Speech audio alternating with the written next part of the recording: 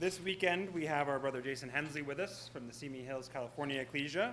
The series title for this weekend is Manasseh, Amazing Grace, and this is his first class, which he's entitled Fighting with Prophecy. And you know, as I did this, I remembered that we are going to do a reading to start with, so we'll pause on that, and I'll say that again a little bit later. I'm going to call forward our brother Kai Dundero to open with a reading of 2 Kings 21.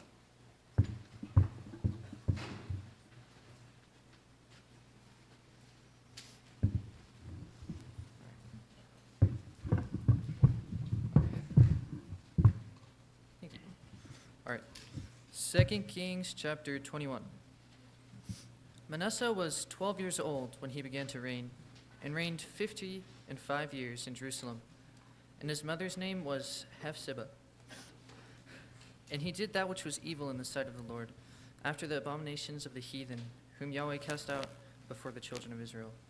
For he built up again the high places which Hezekiah his father had destroyed, and he reared up altars for Baal. And he made a grove, and did as Ahab king of Israel, and worshipped all the host of heaven, and served them. And he built altars in the house of the Lord, of which the Lord said in Jerusalem, I will put my name. And he built altars for all the host of heaven in the two courts of the house of the Lord. And he made his son to pass through the fire, and observed times, and used enchantments, and dealt with familiar spirits and wizards. He wrought much wickedness in the sight of the Lord, to provoke him to anger. And he set a graven image of the grove that he had made in the house, of which the Lord said to David and to Solomon his son, in this house and in Jerusalem, which I have chosen out of all the tribes of Israel, I will put my name forever. Neither will I make the feet of Israel move any more out of the land which I gave their fathers, only if they will observe to do according to all that I have commanded them, and according to all the law of my servant Moses. But they hearkened not, and Manasseh seduced them to do more evil than did the nations whom Yahweh destroyed before the children of Israel.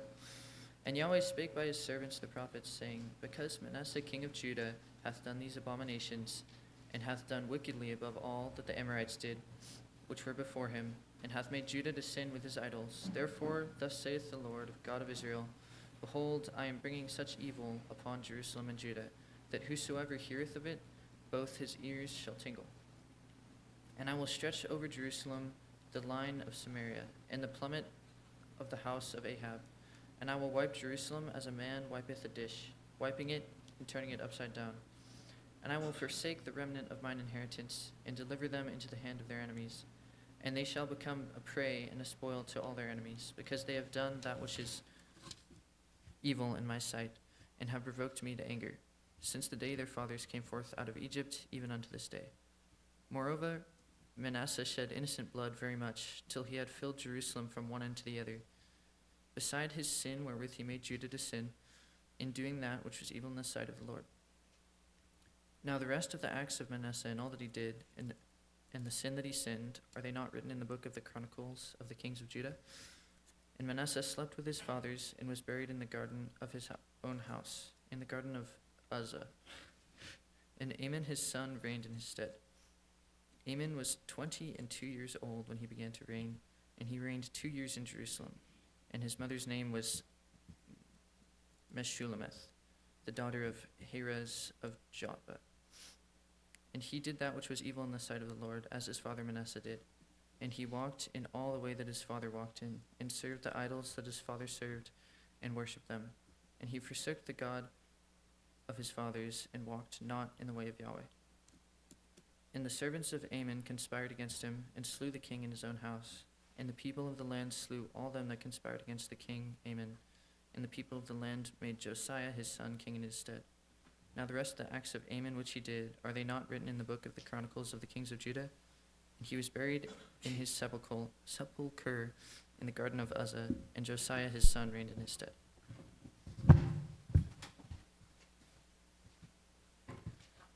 Thank you, Kai.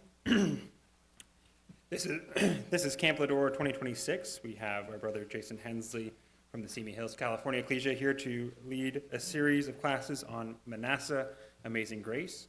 This is class 1, and he's entitled this first class, Fighting with Prophecy. Jason. Thanks, Gideon. Good morning, everyone. Good morning. All right. It's good to be here. This is a new record for me. I have never taught before in whatever these shoes are called. I don't even know, but it's very interesting. I have warm feet, and that makes me happy. So thanks for having us here. It's exciting to have this new experience. I've never seen snow like blow around before. Like, I didn't know it could do that, so that was very intriguing. All right, we're going to be talking about NASA today. You might be wondering, why are we looking at this guy? Because he's totally random, and it feels incredibly, maybe just a little weird. Like, who even is he? He has 2 chapters about him in the whole Bible. How are we going to talk about him for 5 classes? Well, I think you'll see. And it's going to be interesting how this comes together. You'll have to bear with it a little bit because it may feel somewhat abstract at points. All right? So if you find yourself thinking, wow, this is abstract, well, that's because it is. So, if you feel that way, that's not going to make me upset or anything. That won't bother me. As you heard last night, you can also interrupt me. It makes me feel at home. So, that's good. So there's no issue with that. If you have any problems with anything I say or whatnot, feel free to argue with me as we talk. That's fine. I don't have any issue with that. Okay, so with that said, we are going to jump into Manasseh fighting with prophecy. I want to give you a little bit of just a rundown as to where we're going as we walk through this. I do plan on asking you questions as we go. Right, I'm a teacher. I'm a professor. I like to do that. I don't mind if you say things when I ask you questions. Weird if you don't. So, that's fine. This is where we're going. We got 5 classes together. We are now in fighting with prophecy. Next, we'll do fighting with God, then God's flexible response. That's where we'll leave it off for today. Tomorrow, we'll talk about Manasseh, broken and humbled, and then demonstrating repentance. The big goal, the overall point of this series, and this is why it's not abstract, the big goal is to be more comfortable with cherishing forgiveness. I think sometimes we get this feeling of this God who is really almost mean. God's looking down at you, wanting to smack you because he can't wait for you to do something bad or something along those lines. And that's just totally not how it is. And so I hope that in looking at this series together that you will feel more comfortable with forgiveness. Not just forgiving other people, but really with forgiving yourself. That's the big piece here. So I hope that you're able to come out with that. Each class is going to have a main message. I have found that this works well. I often teach people that are in the 50-plus category.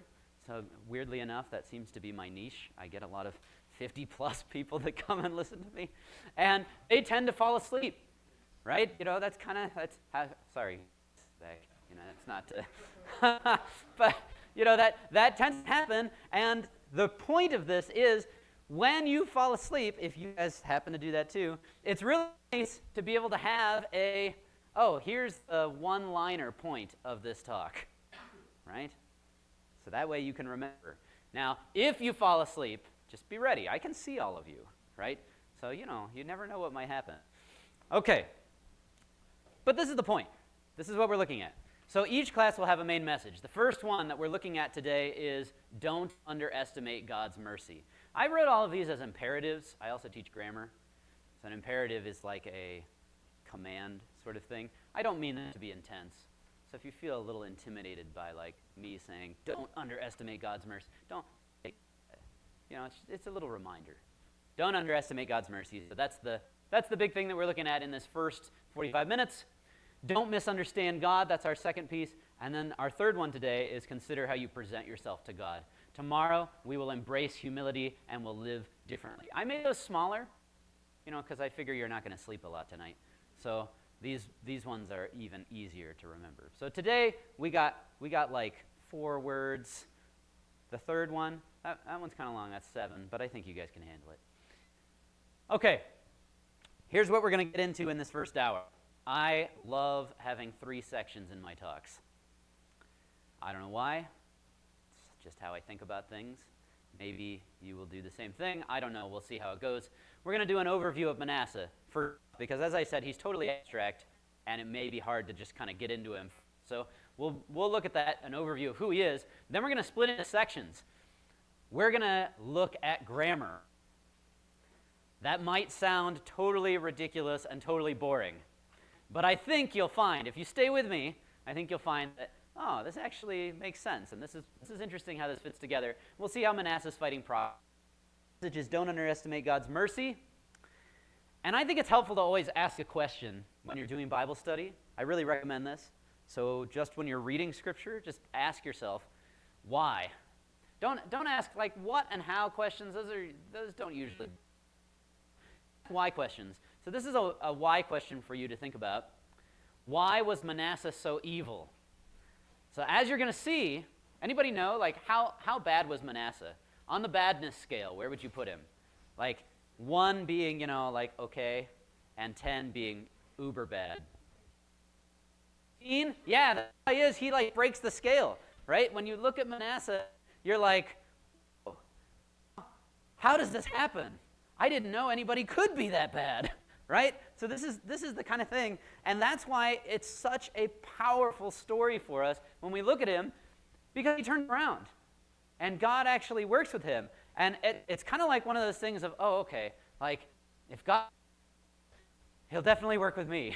Whew, it's that kind of idea. So let's take a look at this.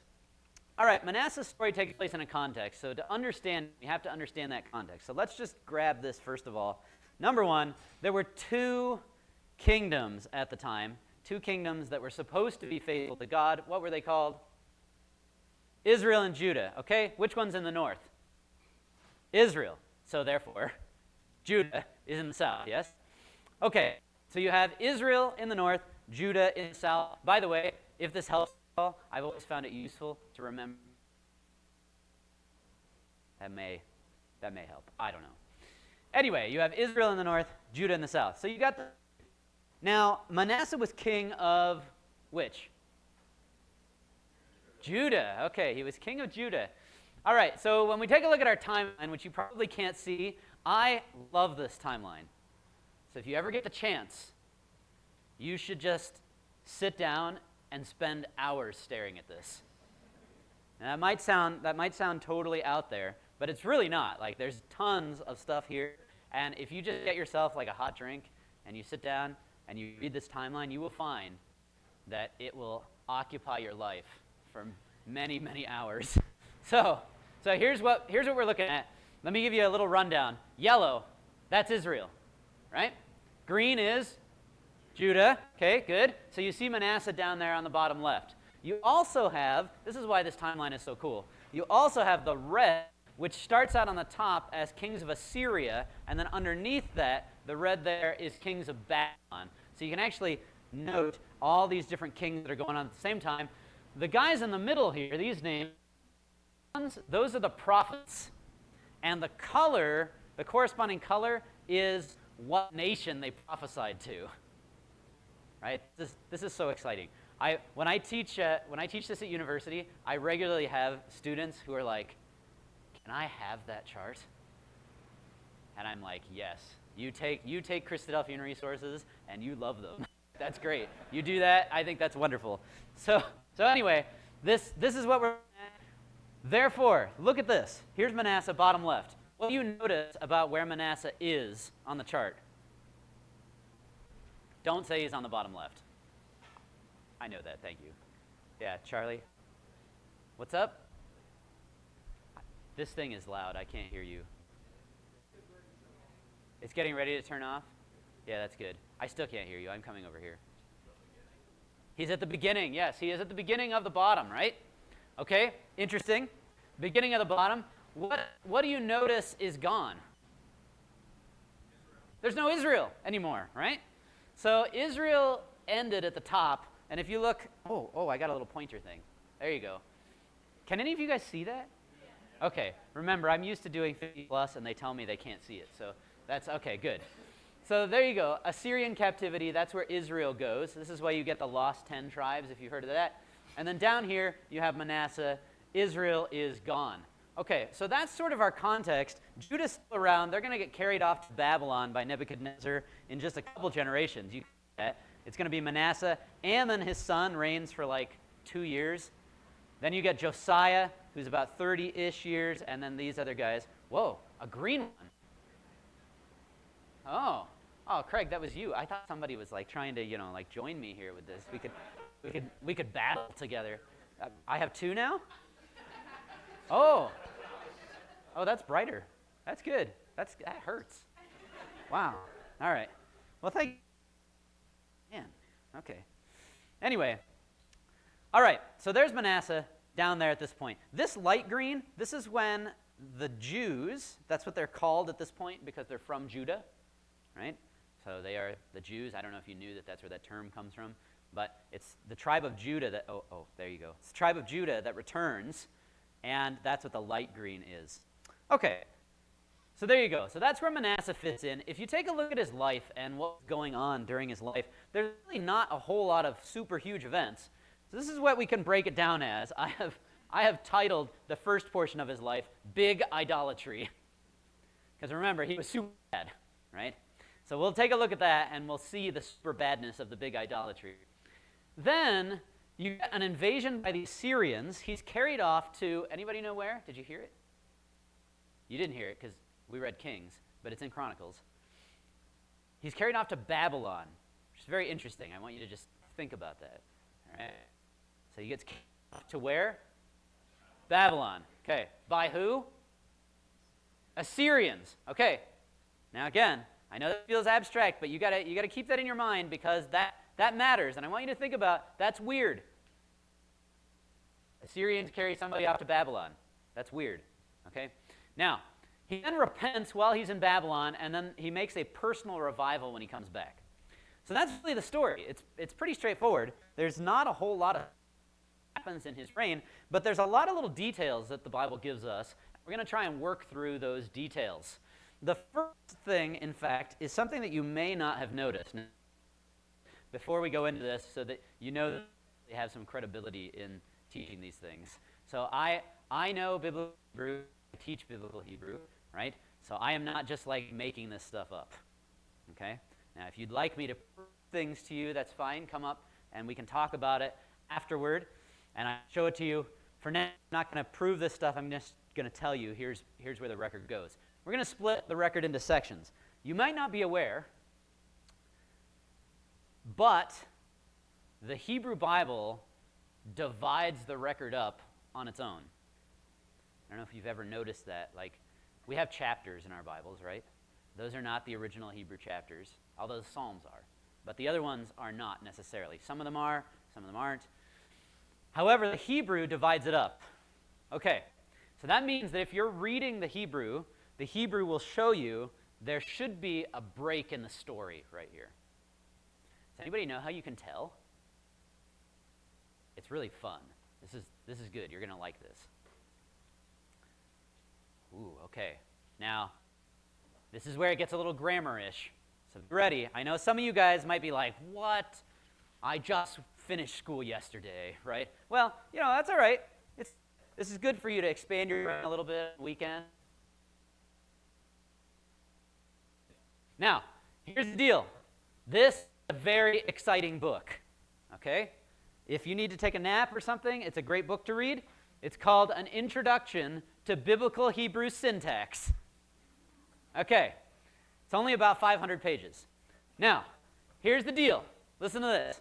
It says, the interclausal wow, that's how you pronounce it, the interclausal wow before a non-verb constituent has a disjunctive role.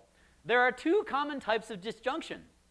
One type involves a continuity of scene and participants, but a change of action, while the other is used where the scene or participants shift. Sounds good, right? Yeah, okay. So let's talk about what's actually going on here. So what they're telling us is there's a thing that's called an interclausal wow. Now, here's the funny thing about Hebrew, is that Christians pronounce Hebrew stuff in one way, and Jews pronounce it in another way. I don't know if you are aware of that. So if you refer to this as a wow, Jewish people will laugh at you. So you're going to have to decide if you decide to talk to people about the clause wow. Jews refer to it as an interclausal vav. Yeah. Anyway, that's where you get the whole Yahweh. Is it Yahvah? I don't know if you've heard that kind of thing before, but the Jews say there's no W sound. So Yahweh. Anyway, that's a whole thing. Christians say there is a W, so they call it an interclausal wow. What this is saying is that there's this, it looks like a straight line. I call it a vav because I didn't want people in Israel to laugh at me. So it's called, this is a vav, it's a disjunctive or an interclausal vav, and what it does is it will sit in front of, I don't know why textbooks use crazy big words, right? You've maybe experienced that in school. But when it says there a non-verb constituent, what it means is a word that is not a verb. Could have very easily said that in a much better way, but that is not what they decided. Thank you, Walt K. and O'Connor. Okay, so basically when you get this line in front of something that is not a verb, it has a disjunctive role. Anybody know what a disjunction is? How about a conjunction? Conjunction brings things together, right? So what do you think a disjunction does? Takes them apart, right? So what this is saying is if you have this vav, this line, in front of something that's not a verb, it splits things apart. Now it says there's two ways that it can do this. It can show a change of action, or it can show a change of scene or participants.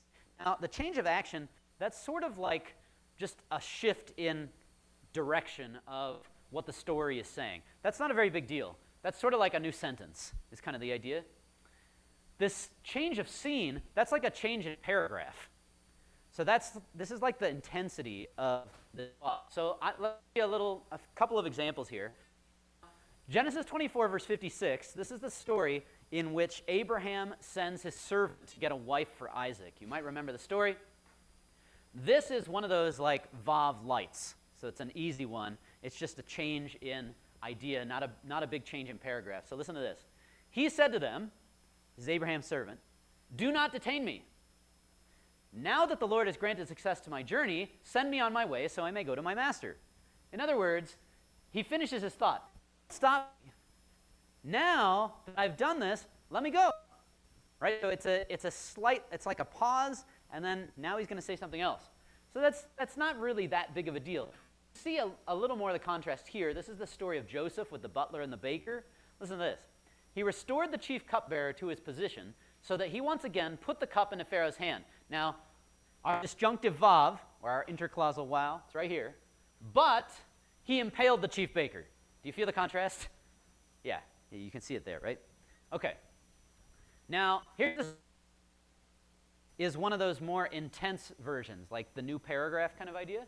So here's how everybody was being bad in Genesis chapter 6. Things are bad. God says, I'm going to get rid of humanity. And then here's the shift. Genesis 6:8. But, that's your disjunctive vav, Noah found favor in the eyes of the Lord. Feel the contrast? Everybody's bad. I'm going to get rid of everything. But Noah's good. So it's like a new piece of the story that you're getting at here. Okay, let me give you another one. Genesis 7 verses 1 through 5. This is all about how Noah's going to get the animals. They're going to be brought into the ark, etc. It's going to rain a lot. And then, new idea, verse 6, there's actually nothing here in the record that shows you that there's one, that there's an interclausal wow or a disjunctive vav, but there is one right there in verse 6, and it says, Noah was 600 years old when the floodwaters came on the earth. So feel the contrast again. That here's this story of, here's what's going to happen, there's going to be a lot of rain, etc. And, oh, by the way, here's how old Noah is. Totally like unrelated kind of thing. Okay, so then it comes to Manasseh, we want to understand how the Manasseh story gets broken down. Now, you may be thinking to yourself, why do I care about this at all? Just stay with me here for a little bit. There is a reason, right? You'll feel it soon, I think. Because there's a surprise. So take a look. 2 Kings 21, I'm going to show you where our disjunctive vavs are located. Okay, so here's how sections. Now, I think what you'll notice is that's not actually where your Bible breaks it into sections. That's just kind of interesting. Some of you might not even have, but if you do, you may know they're in different spots. So here's where the Hebrew breaks it into a new section. 2 Kings 21, verse 9. starts with a disjunctive vav. But the people did not listen. Now, here's my recommendation.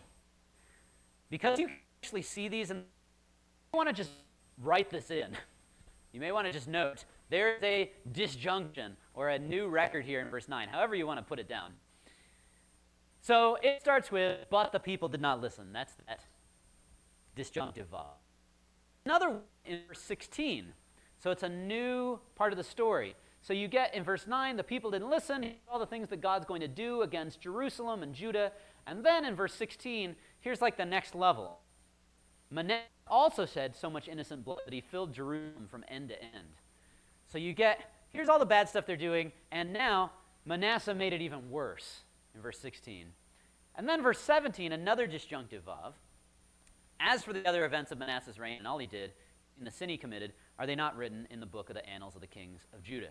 So what you get is verse 9, verse 16, verse 17. Those are, and they're essentially starting new thoughts. Okay. That's verse 17. We already looked at that. I want you to note here, my Bible then gives a whole new section for Ammon. Interestingly, note what the Hebrew does. There isn't a new section for Ammon. Now, here's why this matters.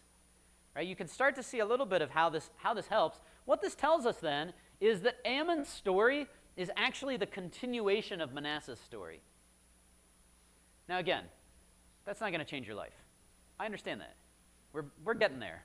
But I hope you can see that, oh, okay, this does add a little bit to how we're understanding this. So Ammon is basically like a repeat of Manasseh. That's essentially what the Hebrew is. Then the people of the land killed all who had plotted against King Ammon, and they made Josiah his son king in his place. The rest there has a disjunction, and the story of Josiah starts. So it's interesting that there isn't a new story for Ammon. Something else interesting that I don't know if you noticed it, but I skipped something. Did you notice that? I skipped verses 1 through 8. Here's why. I showed you that our first disjunction, or our first disjunctive vav, shows up in verse 9. Look at this. Something about verses 1 through 8. There is no disjunction. Remember, we saw that with Ammon. There wasn't a disjunction. It flowed out of Manasseh. So what does that tell us about Manasseh? Who is his father? Hezekiah. So Manasseh's story flows to Hezekiah's story. Now that's very interesting. The reason that that's very interesting is, where would you rate Hezekiah on the badness scale? He was very good, right? He'd be like, like a or something. Like, as far as the kings of Judah go, Hezekiah is considered maybe, I mean, we probably shouldn't rank the kings of Judah, but we would say that he was really good, right? He was one of the best kings that Judah ever had. So it's interesting then that we're being told that Manasseh's story flows out of Hezekiah's, and yet Hezekiah is one of these great kings. So what happens? What is it that's going on here? And that brings us why was Messiah, why Manasseh so evil? So here's how you can break down the record. 2 Kings 21, verses 9 to 15, that's one section. 16 is one section, verse 17 to 24, that's one section. But what about the beginning of the chapter? Well, here is where our 2 Kings 20 and verse 4. In other words, that whole section, 2 Kings 20 verse 4, all the way to 2 Kings 21 verse 9 is one section. The record says, read all of this together.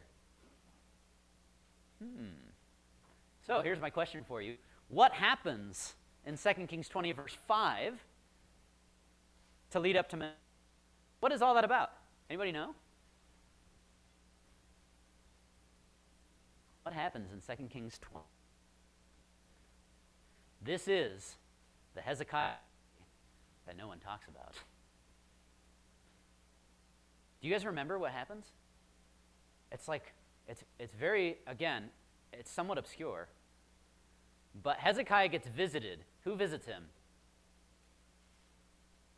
Babylonians, okay? Babylonians visit him, and the story gets very strange from this point. So here's the breakdown. 2 Kings 20 verses 4 through 2 Kings 20 verse, that should say 9. Hezekiah is healed. Hezekiah welcomes Babylon's ambassadors. That's a summary of Hezekiah's reign, and then Manasseh's wickedness. So in other words, Manasseh's wickedness appears connected to this Babylonian journey. Now, that actually makes a little bit of sense, because you might recall Hezekiah gets really sick and he's about to die. And he prays that God will give him a long life. I have no heir. Nobody's going to take the throne from me. So I would like to get a longer life. Isaiah the prophet comes to him, the guy who wrote the book. Isaiah the prophet comes to him and says, God is going to add 15 years to your life. Now, when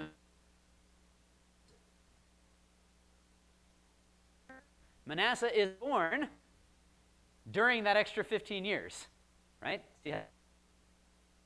So you can already say, okay, I can kind of see how Manasseh, he's born during that period of time, so we can see how his story is connected to that part of Hezekiah's story. But there's a little more to it. So I want you to check this out, and this is a big thing. Again, we're building up pieces here on how this is going to change your life. Let's take a look at this. Here's the story. At that time, Marduk-Baladan, son of Baladan, king of Babylon, sent Hezekiah letters and a gift, because he had heard of Hezekiah's illness. Hezekiah received the envoys and showed them all that was in his storehouses, the silver, the gold, the spices, the flour, his armory, everything found among his treasures. There was nothing in his palace or in all his kingdom that Hezekiah did not show them. Do you notice a trend here in the way that Hezekiah's things are described? It's his storehouses, his armory, his treasures, his palace, his kingdom. That's interesting. It appears, and we'll see, that this is a difficult time for Hezekiah spiritually. We'll see how this comes together. Here's the other little piece of the story that you can't see, but if I were you, I'd write this in. Now, I'll tell you, I'm doing a course on at a university back home on the history of Satan, which is really exciting. I mean, it's basically like getting to preach to a bunch of people. But the reason that this is interesting is I get to tell the students, did you know that the bad guy in the Old Testament is actually not Satan? And people are like, what? What do you mean? And here's to prove that. The bad guy, weirdly enough, is actually Babylon. I don't know if you were aware of that, but the bad guy is Babylon. Now, here's how we know. Because every time that the record says bad, it doesn't actually say Babylon. It says Babel. It says Babel. So what's really weird, and just look for this, you will note that as you read through the Old Testament, Babel shows up in really weird random places. Now, it's going to say Babylon, right? But like whenever bad things are happening, Babylon shows up. Really, I'm not making this up. You can check this out, and you can see. And what the Jews were supposed to notice when they were reading this, supposed to be like, oh, it's Babel, right? That's where the whole tower thing happened. That's where people were first, the big organized rebellion against. This is bad. And so what repeatedly happens in the Old Testament is Babylon shows up when bad things happen. Babel shows up when bad things happen. And so in other words, when Babel shows up with Hezekiah, what should have happened?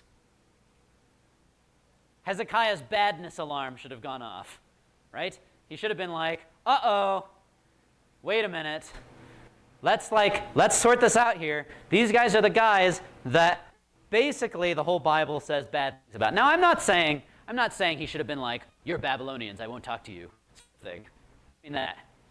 What I mean is that, okay, we got to do this carefully. We got to figure out what's going on. Why are you guys here? And work that out. He didn't do that. Now, the reason that that's such a deal is if you even read through the prophets, that look at what they say about Babel. What they say about Babel. Isaiah 13. So Isaiah was a contemporary prophet. Isaiah says that God will destroy people with wrath and fierce anger. Now, I don't know about you, but if God says he's going to destroy something with wrath and fierce anger, I'm not going to be like, hey, why don't you come hang out with me? Right? Like, that's funny. That's just kind of a weird thing. What's going on there? Okay, Isaiah 14. Isaiah 14 says, referred to as the answer. Isaiah 47, God says, I'll take vengeance on Babylon. Micah, verse 10, says that Judah will go to Babylon as captives. And Hezekiah's like, oh, you're the guys that are going to destroy us. That's cool. You come on in and hang out. Yeah, let's talk. I'll show you all my stuff. You'll get to take that someday. Like, I mean, what? What is going on here? Like, this is where we should step back and think, this is strange. Right? This is weird what's going on in the story. Now, we actually see that this all comes together when you read the Chronicles record. So this is Chronicles' account of Hezekiah, and look at what it says about this Babylonian sent by the or Babel to ask him about the miraculous sign that had occurred in the land. God left him to test him and to know. The Babylonians came as a test, and unfortunately, it looks like Hezekiah didn't really make it on this test. Now, he makes a lot of tests. I'm not trying to, be mean to him or anything like that. I just think it's helpful for understanding the record that he didn't quite do it there. In fact, it gets really weird because Isaiah the prophet goes to him and says, hey, who were those guys? And Hezekiah's like, oh. Should have been, big red flag. That's what he says, and he says, I showed them my palace, my treasures. And then Isaiah's like, well, okay, if you're not gonna say that was or anything, all that stuff that they saw, well, it's gonna be carried to Babylon. Because that's what Micah, that's what you knew, and you just kind of were like, yeah, it's great. And so, look what Hezekiah says. This is crazy because Hezekiah, as we said, was one of the best. Look at what he says. The word of the Lord you have spoken is good. Now, some people really struggle with this. They can't handle this idea, and they try and do all kinds of things. They try and say, oh, Hezekiah was saying, thank you for speaking the word of God to me and waking me up. It doesn't mean thank you. It doesn't mean you woke me up, nothing like that. That word is tov. You ever tov before? You hang out with any Jewish groups? No? Oh, well. Anyway, that's like a thing that people say. Mazel tov, it's like congratulations, So it means good. Tov means good. There's no way around that. Hezekiah basically throws this in Isaiah's face. And he's like, that's great, Isaiah. Thanks. It's a weird situation. But he said, because you just told me that I'll have peace and security. Because you said my sons would be taken to Babylon. And Hezekiah knows, I only have a few years left to live anyway. So it's pretty intense here. What's going on? Hezekiah's it's a little bit of a struggle period. Now, you might think I'm reading into this too much, but Chronicles actually tells us that this is the situation. It says, Hezekiah's heart was proud. Pride. When the word of God comes to you and is like, hey, you messed up, and you're like, oh yeah? That's totally what Hezekiah does. Okay. Now, his heart was proud, and he didn't respond. Shown him. Now, you might say, okay, that's where Manasseh comes from in that sense. I don't think that's how Scripture works. Okay, I don't think that's how God works. It's not the kind of thing, like, if our kids make weird... I don't have kids. But I'm putting this out there biblically. Like, if our kids make weird choices, God isn't, well, you messed up kind of thing. That's not how it goes, right? God does not hold people accountable for what their parents do, for what their kids do, that sort of thing. That's not how it goes, right? Because everybody makes their own choices. Very explicit about that in Scripture. So I'm not trying to say, oh, Manasseh came out of Hezekiah's bad period. Build this up even more. And that's the point of this talk. I want to suggest to you that Manasseh was fighting prophecy. I went over it quickly, but what was the prophecy that Isaiah gave? Isaiah said, all of your things will be carried off to Babylon, and he specifically points out, who? Your sons. Now that's interesting, because Hezekiah had one son, and his name was Manasseh. Can you imagine growing up with that?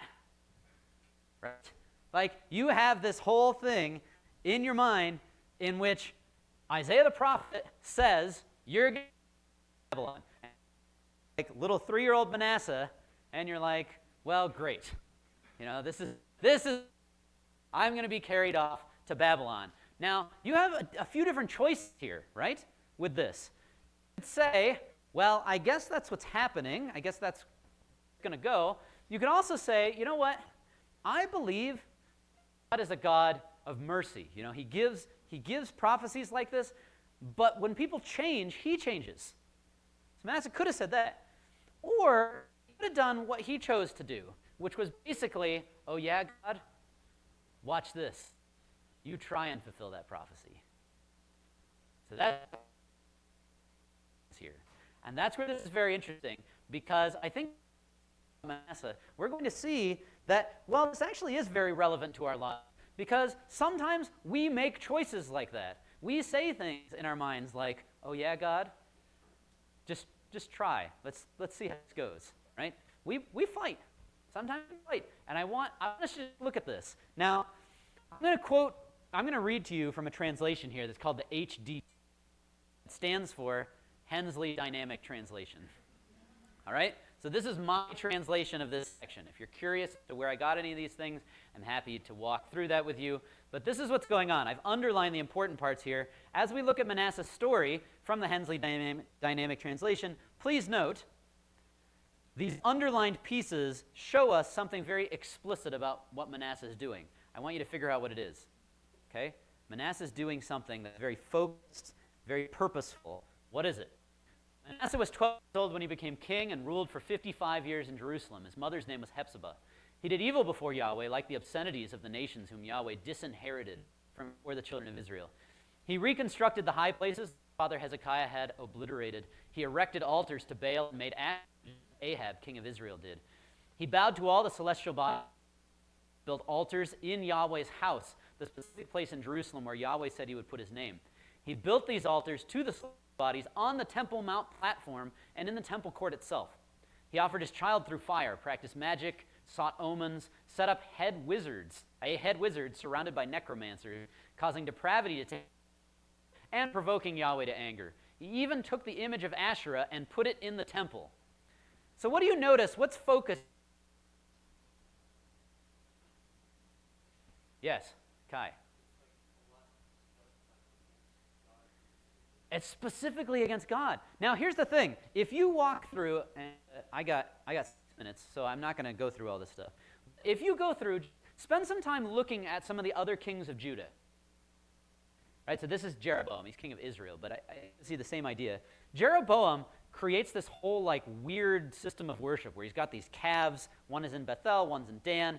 If you're curious about this, you can check it out. But basically, what he's doing here is he's telling the people, we're going to worship Yahweh, but Yahweh's actually a cow, right? Like this, I know that sounds weird, but that's basically like the way that he's putting this forth. It's probably more along the lines of this cow represents him, that whole kind of thing. So it's like a hybrid worship. So you go to Israel and say, hey, do you worship? It's that cow over there, that's how that would go. So they would feel like they worshiped. In fact, you see that because Jeroboam, the first king of Israel, he names his son Abijah. A ridiculous name if they didn't worship Yahweh, because it means Yahweh's my father. You're not going to name your kid that if you don't think you worship Yahweh. Okay, so this is how things go in the divided kingdom. Most of the time, Israel and Judah believe that they're worshiping God. It's just this weird kind of hybrid worship where they have idols and God at the same time, and they think by worshiping these idols, they're also worshiping God. Manasseh wasn't that way, as we just saw. So let me jump through this stuff so that you can see it. Manasseh was not that way. In fact, he's compared to Ahab, which is interesting. He's compared to Ahab twice. In verse 3, as Ahab, king of Israel, had done. In verse 13, same way that God worked against the house of Ahab. So that's interesting because do you know what Ahab did? I mean, he was bad, right? He's real high on the badness scale. Ahab was the only other king who actively sought out God's prophets to kill them all. So you can see there's here. at which Manasseh as bad as you can get, right? He's specifically fighting against God. Thus, the specific words that are used to describe him are actually the same words used to describe Ahab. I've underlined them in the same colors just so that you can see the connection there. Okay, now, skip these things about Ahab's reign, etc., etc. Jezebel cuts off the prophets of the Lord. That's what happens in Ahab's reign. Manasseh is the same way. In fact, you see this in the record. Manasseh specifically attempts to kill the prophets. It says in verse 16, Manasseh also shed much innocent blood, that he filled Jerusalem from end to end, beside the sin that he had caused Judah to commit, so that they did evil in the eyes of the Lord. So he actively goes out and he finds people who are worshiping God, and he tries to get rid of them. This is like a war, essentially. Right? He's trying to wage a war on God. Now, I think that's how we need to understand the story. Especially because, here's how we're going to wrap it up. Look at this. You know how I said that Isaiah was a contemporary prophet? It says that Isaiah prophesied during the reigns of Uzziah, and Hezekiah, king of Judah. Now, what's interesting about that, and I'm about to venture into tradition land, okay? So this may not be true. This is not Bible. I want to make that clear. Tradition says something very interesting about Isaiah. It actually says that Isaiah prophesies against Manasseh. He says, you shouldn't do these things. And what ends up happening is Isaiah has to run away. Manasseh ends up finding him, and Manasseh kills him. It's actually very gory the way that the tradition says it. It says that he cuts him in half with a wooden saw. It's pretty nasty. This is from the book, first century book. It's Jewish and Christian. But it's weird because a lot of these texts say the same thing. They all say the same stuff. This is from the Apocalypse of Paul. None of this is inspired. Right? This is just traditional. But it says, whom Manasseh sawed with a wood saw. Right? It all says the same thing. The Jerusalem Talmud, I don't know how familiar you are with the Talmud, but it's the same thing. When Manasseh he was wild after Isaiah. He wanted to kill him. He fled before him. He fled to a cedar tree. The cedar swung him, except to a tzitzit of his coat. If you know what a tzitzit is, if you met people, it's like the little white strands that hang off their belt. Anyway, it helps them with their prayers. They came and reported it before him. He said, go and cut down the cedar. They cut down the cedar, and blood was seen flowing. Now, you may recall this does seem to fit with something that we read scripturally, because in Hebrews 11, it mentions that some of these faithful people were sawed in two. Historically, there is nobody that we know of that was sawed in two, or possibly Isaiah. So I would suggest to you that that's who this is talking about. Now, I bring that up because here's the situation. As we're wrapping up this first class, here's what we want to notice. Do you see what Manasseh did? Do you see what he became? He grew up having this prophecy hanging over him of, you're going to be taken captive to Babylon. And Manasseh says, no way. That's not going to happen to me. So you know what, God, I'm going to fight you. I'm going to stand up, and I'm going to show you you can't do that. So he says, put that idol in, right? Take down God's stuff, set it up right there where God said he would dwell. What are you going to do now, right? And this is so much how we do things. In fact, I remember a brother talking to me before about how he decided at one point God didn't exist. So, good end of the story. He became a brother. But he said, stood on a mountain and shook his fist at the sky and said, God, you exist, strike me now with lightning. And God didn't, and he's like, ha, I won, right? Anyway, God clearly wins. He always wins. But this is the kind of thing we do. We get angry, say, oh yeah, God, do your worst. Let's see. Let's see what you can do. Let's see if you really exist, all of this. The story is really cool, by the way, because what ends up happening is, 15 years later, he goes to a Christadelphian hall, and he hears the truth expounded, and all of a sudden the thought flashes in his mind, how's that for lightning? And he gets baptized, right? He's like, well, there you go. that was the answer. So anyway, it's this is the kind of thing that here's what's so powerful about it to me. Manasseh had another option.